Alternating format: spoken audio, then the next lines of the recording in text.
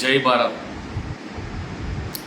కాశ్మీర్లో నువ్వు చచ్చిపోయినావు, నీ భార్య ఏడుస్తున్నా, నీ బావ చచ్చిపోయాడు, మీ అక్క ఏడుస్తుంది, నిన్ను కన్నా నీ తండ్రి చచ్చిపోయాడు, మీ అమ్మ ఏడుస్తుంది. అడ అడగలేదు నువ్వు ఎస్టీవా, నువ్వు బీసీవా, నువ్వు అగ్రవర్ణానివా, నువ్వు అంబేద్కర్ సంఘమా, నువ్వు బీసీ సంఘమా అని అడగలేదు. హిందువు అయితే చెక్కి వేసి చెడ్డిప్పి చంపారు. అర్థమవుతుందా?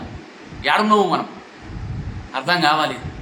ఇక్కడ ఒక్క సస్తున్నాం కదా కులాల పేరు మీద. మేము రెడ్డిలం, మేము మునూరు కాపులం, మేము షాలోళ్ళం, మేము గౌన్లోళ్ళం, మేము గూండ్లోళ్ళం, మేము యాదవులం. ఇవి అలా చూడలేదు. నువ్వు ఎమ్మెల్యేవా, ఎమ్మెల్సీవా చూడలేదు, నువ్వు కార్పొరేటర్వా చూడలేదు. ఓడైనా చంపేసారు. హిందువు, క్రిస్టియన్ అయినా, ముస్లిం కాకుంటే చాలు చెక్కేసి మరీ చంపారు. అర్థమవుతుందా దేశం ఎటుపోతుందో?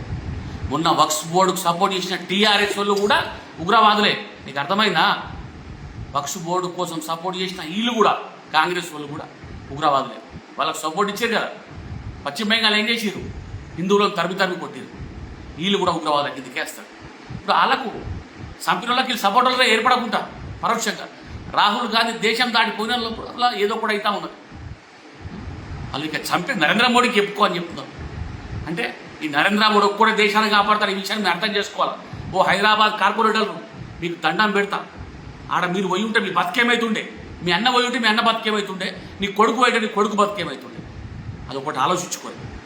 దేశం కోసం పనిచేయరు, కులాల మతాలు పనిచేయరు. గడప లోపల నీ కులం, గడప దాటితే అంతా హిందువులం. ఈ దేశం కోసం పనిచేద్దాం, ధర్మం కోసం పనిచేద్దాం.